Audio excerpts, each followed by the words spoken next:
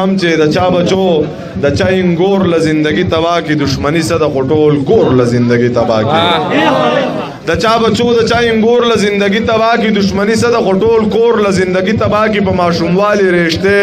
مکه وای خدای ته ګوره رونه د ګل په شانته خور له زندگی تباہ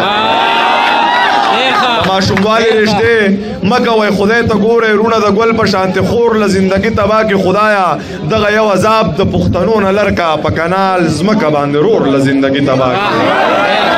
خدایا دغه یو عذاب د پښتنو نه لړکا په کانال زمکه باندې رور له زندگی تباہ کی د باز زوی خو چې د سره پیدا شوی نه وي مړه قسم دې پلار او مور له زندگی تباہ आवाज زوی خو چې د سره پیدا شوی نه وي مړه قسم د پلار او مور له زندگی تباہ اول تبلیغ ورته پکار دی که یو نه منی پس ته هغه نه کافران وجه جنت ته بځي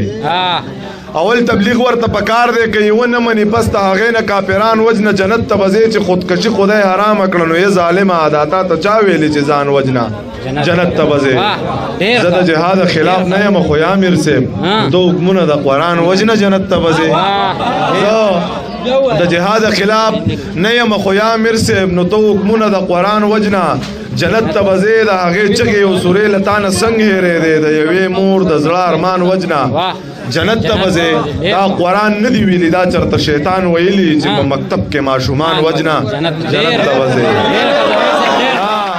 قران نه دی ویلي دا چرته شیطان ویلي چې په مکتب کې ماشومان وجنا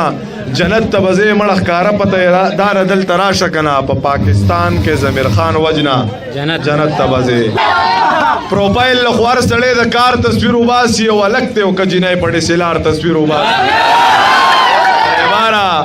ریبارا ته چوي تصویر وباسو بیا زور ریبارا دی جنې له بده پلار تصویر وباسي ته چې وې تصویر وباسو بیا زور بار دی جنې له بده پلار تصویر وباسي 50 ته یاش پته دی یې او یا زره قیمت ته د رنگ تور له سمره مزیدار تصویر وباسي شوګری منم په یادونو خو دې حد کړي دې زما د زړه په پرهرونو خو دې حد کړي دې او د کافر لور زده په یو دوه کې حیران پاتې کړم د کافر لور په تصویرونو خو دې د کافر لور زده په یو دوه کې حیران پاتې کړم د کافر لور په تصویرونو خو دې حد کړي دې خدای ادا سپین سپین ګوته تور غمې د پاسا دې پیغله په لاسونو خو دې خدای ادا سپین سپین ګوته تور غمې د پاسا دې پیغله په لاسونو خو دې حد کړي دې د خدای کور دې سمره خده خو څوک منځ لنځي کنه باچا په جمعاتونو خو دې د خدای کور دې سمره خده خو څوک منځ لنځي کنه باچا په جمعاتونو خو دې حد کړي دې زما خدای د نامې نه دې قربان شم کنه زما په ټولو ارمانونو خو دې حد کړي دې